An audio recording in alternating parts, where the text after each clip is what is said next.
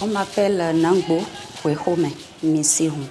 Je suis sociologue de formation, prêtresse des cultes endogènes, honoriens et kamis. Je suis la directrice de l'Institut d'appui à la modernisation des cultes endogènes IAMOS.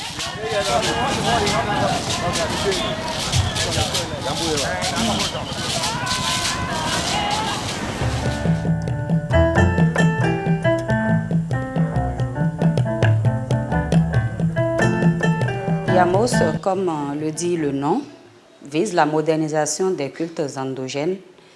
Et l'objectif, c'est de voir dans quelle mesure mettre les avancées du monde moderne au service de la sagesse ancestrale pour la révéler à la face du monde, tout en préservant son originalité et en l'adaptant aux nouvelles exigences. Donc, pour le faire, nous agissons sur 3 axes.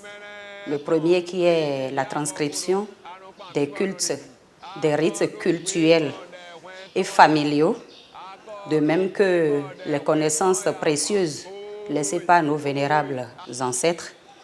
Le deuxième axe, c'est la formation, le coaching, l'accompagnement et tout. Et le troisième axe, c'est tout ce qui a trait à la production, l'édition et la distribution des œuvres exotériques et ésotériques. Évidemment, tout cela vise à constituer une archive digne de ce nom. Et des rites transcrits échappent à la déformation et à la disparition. Donc, il y a un certain nombre d'avantages certains qui permettent aux cultes endogènes de ne pas rester à l'état de nature dans ce monde qui évolue à un rythme vertigineux.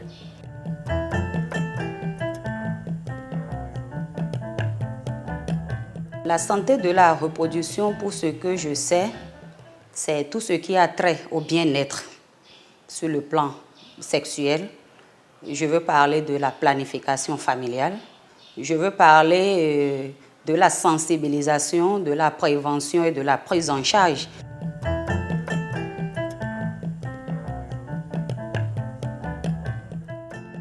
Dans nos couvents, il faut dire que contrairement à ce que les gens pensent, les adeptes ne sont pas si isolés du monde, ne sont pas marginalisés comme on a tendance à le croire. La santé de la reproduction est capitale dans les couvents, en ce sens que lorsqu'on confie un enfant pour initiation, il est entièrement à la charge, il est complètement sous la responsabilité, j'allais dire, du dignitaire qui est le chef des lieux. Alors, un enfant qui vient vierge et en sort dépucelé, c'est un problème. Un enfant qui vient et en sort enceinte, c'est un problème.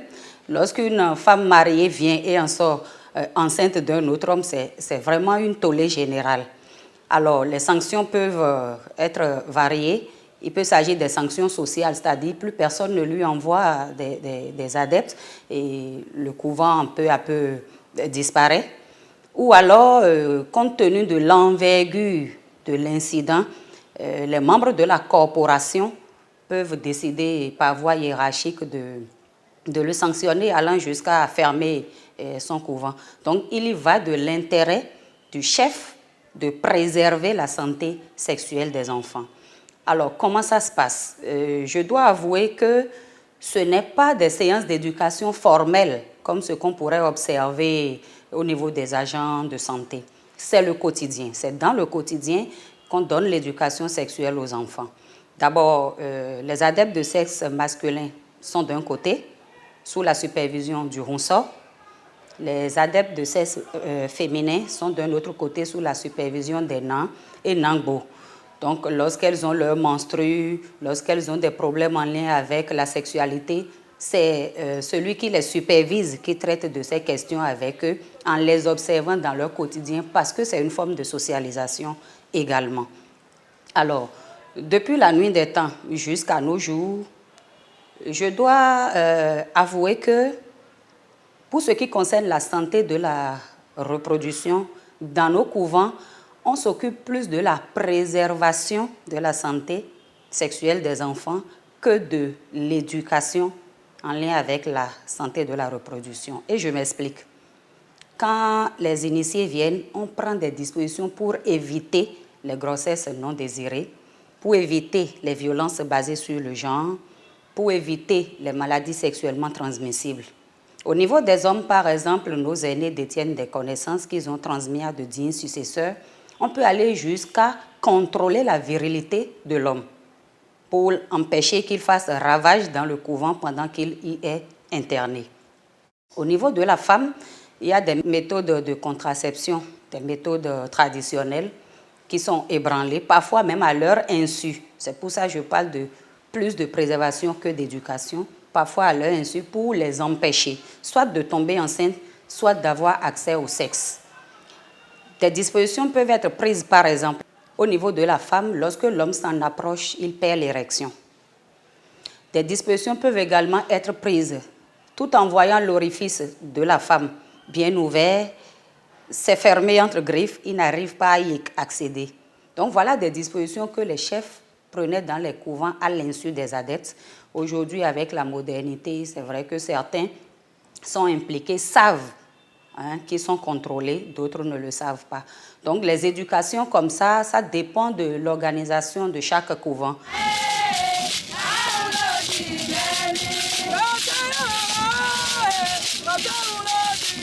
Lorsque c'est très structuré, il y a des séances où on réunit hommes et femmes et le staff dirigeant du couvent les entretiennent sur les conseils, l'éducation sociale de façon générale. Et s'il arrive que parmi les questions, les enfants posent des problèmes en lien avec la sexualité, ils le leur expliquent ou bien les orientent dans la maison vers les personnes les plus habilitées à traiter de ce genre de questions avec eux. Donc voilà un peu ce que je peux dire. Ce qui est sûr, la santé sexuelle des enfants est préservée. Il y va de l'intérêt du couvent, comme je l'ai dit, mais ça ne veut pas dire que forcément il y a des séances formelles d'éducation à la santé de la reproduction. L'initié est là pour une période donnée et tout ce qu'il doit recevoir comme connaissance est planifié. Il n'est pas allé là-bas pour se faire éduquer en santé de la reproduction. Donc vous comprenez que c'est dans les processus d'échange, des débats, ou bien quand un incident se produit, quand un problème survient, qu'on profite pour donner l'éducation sexuelle aux enfants. Puisqu'il faut reconnaître que depuis la base, c'était compliqué à nos parents de parler de sexualité à leurs enfants. Maintenant, on t'envoie l'enfant pour te demander de l'initier, tu le fais asseoir, tu commences à lui parler de sexe. Ce n'est pas vraiment ton objectif. Maintenant, dans les conseils qu'on donne, les séances d'éducation, là, on peut profiter pour parler de sexualité ou quand le problème se pose et demande qu'on éclaire les enfants. Donc, ce n'est pas la finalité des couvents.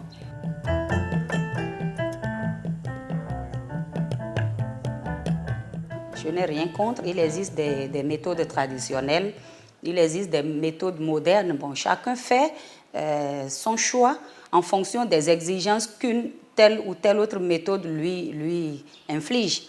Même déjà au niveau des méthodes modernes, certains trouvent que c'est trop contraignant de prendre des pilules tous les jours à la même heure et préfèrent se faire implanter un dispositif pour avoir la paix. Donc, chacun fait son option. Chacun fait son option. Je n'ai pas de parti pris en la matière.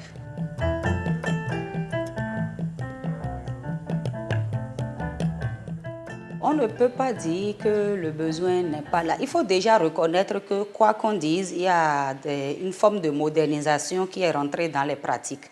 Il y a des couvents, par exemple, lorsqu'ils accueillent des femmes, aussitôt le lendemain, ils leur font le test de grossesse pour s'assurer de l'état dans lequel elles sont arrivées, afin que quand la grossesse va survenir, on ne fasse pas porter la responsabilité à leur couvent. Voyez, ce qui n'était pas le cas au temps de nos aînés. Si on doit parler de besoins au niveau des couvents, c'est peut-être des séances formelles, d'accord, de sensibilisation, des séances formelles de sensibilisation, ou alors faciliter l'accessibilité de ces méthodes modernes-là au niveau des couvents. Voyez. Lorsque une femme arrive, par exemple, c'est délicat qu'un dignitaire prenne la responsabilité de la mettre sous pilule pour préserver sa santé sexuelle, sans le consentement des parents. Un couvent ne peut pas de sa propre initiative, décider de faire implanter un dispositif à une femme parce qu'on veut qu'elle ait accès à la... Ça dit, sans les parents, ce n'est pas facile. Un adepte, on te le confie pour une période donnée. Tu fais ce que tu as à faire, tu le libères, mais il reste rattaché à ton couvent parce que devenant désormais un digne fils ou une digne fille de la maison. Donc le besoin, en fait, pour moi, c'est des séances formelles de sensibilisation. Et peut-être, vous savez, quand les adeptes sont sous la responsabilité des couvents, on fait tout pour préserver leur santé sexuelle jusqu'à ce qu'ils soient libérés. Maintenant, une fois dans la vie courante, je ne sais pas si le relais existe vraiment au niveau des parents. Donc l'idéal serait, au niveau de nos couvents, au-delà de préserver à leur insu ou non, de leur donner les informations qu'il faut pour qu'une fois dehors, ils puissent continuer à se prendre en charge sans forcément la surveillance ou la supervision des dignitaires. Donc le besoin en réalité, c'est qu'au lieu de faire les choses à l'insu de l'initié pour tirer son épingle du jeu, ne pas porter un chapeau lourd quand il y aura un incident, c'est qu'on apporte l'information à l'intéressé pour que même au-delà du couvent, il puisse se prendre en charge. Et même là aussi, ça dépend des couvents, parce qu'il y a des couvents, par exemple, dans le processus normal d'initiation, de formation, d'éducation, on leur transmet des recettes. Quand tu atteins une certaine maturité, et puis on progresse, on ne stagne pas. Voyez? Donc on peut te transmettre des recettes pour que, une fois dehors, tu puisses d'abord te prendre en charge ton entourage et pour le mieux-être de chacun et de tous. Donc voilà, c'est peut-être sur les méthodes modernes qu'il faudra penser à donner l'information. Et voilà un peu.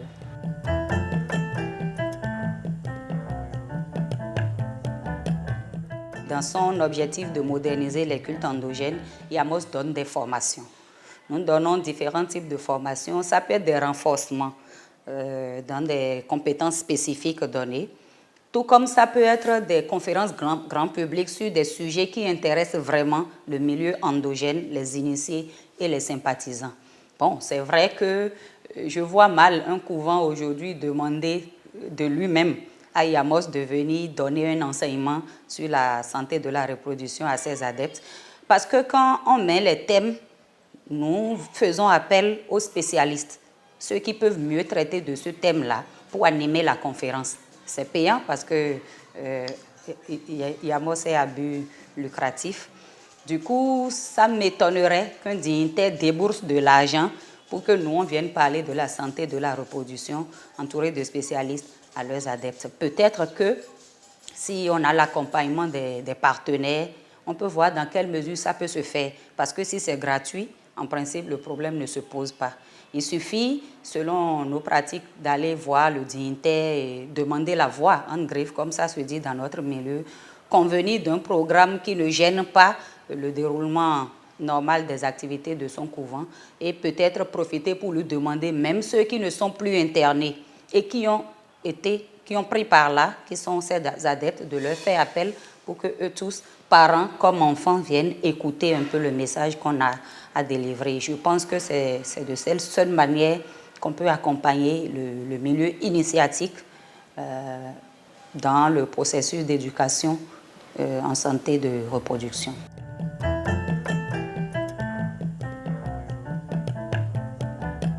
Au-delà de préserver, à l'insu ou non, la santé sexuelle des adeptes, il faut, s'ils n'en avaient pas l'habitude, penser à avoir des séances formelles, peut-être faire appel à des gens qui s'y connaissent, des jeunes de quartier. Je crois que le système des agents de santé est tel qu'il y a des pères, éducateurs, je crois.